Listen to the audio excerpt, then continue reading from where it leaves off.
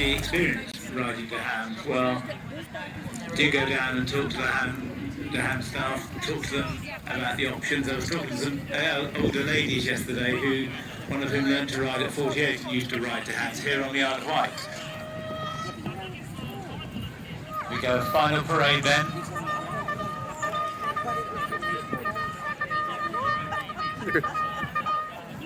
Hounds obviously following the instruction to the letter.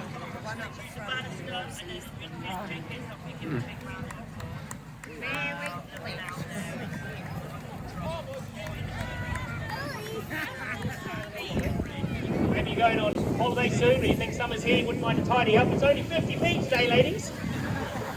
And I know you've had a recession, I honestly don't mind. I could even give you the 50p. Call it a perk. Alright, why do we still shear sheep? Some people get a bit upset by it. I think there was a group called PETA not long ago trying to ban sheep shearing. Put that back, just a bit shy. Why? Sorry. Sit up. Okay, so why would they want to ban sheep shearing? Because I think it's probably the cruelest thing you could even do to a sheep. Well, first you've got to understand my statement. Mother Nature would never make an animal like this. We kind of changed the sheep the way it is today. The original sheep never grew wool like this. By the way, take my time around the underarm, make sure you get it all, otherwise it looks a bit European.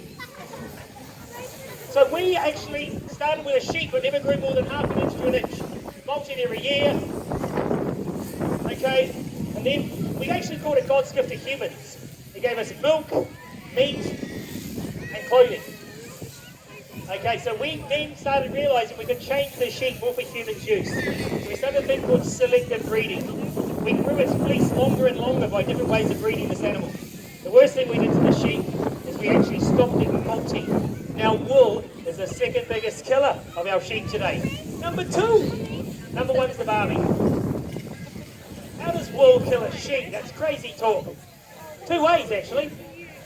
When it's really long and they can't, 80% of our breeds can't naturally molt anymore, they breed their way, they get stuck on their own back, especially when they're pregnant. Foxes, seagulls and crows make very short work of a sheep upside down. And the biggest killer is a thing called fly strike. Thousands of sheep die from it already. Ow, get your head out there, my love, I've only just met you.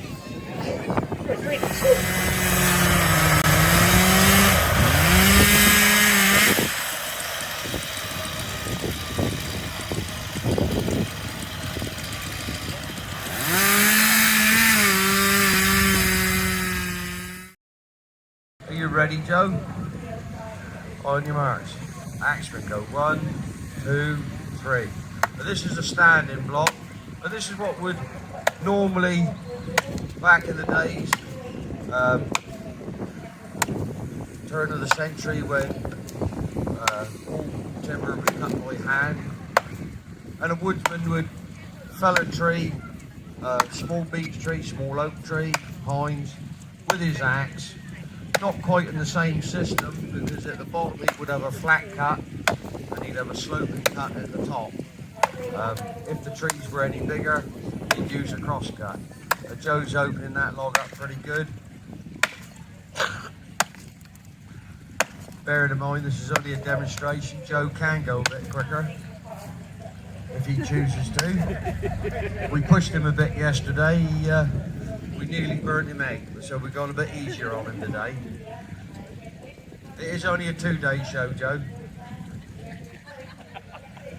And he's starting on his second side. The wood we're cutting is poplar, which is a wetland timber. It's not got a huge commercial use anymore. Many years ago, virtually everything had a use that came out of the woods. But as times change, so is the product. So now it's used for ornamental and planting in wetland maintain the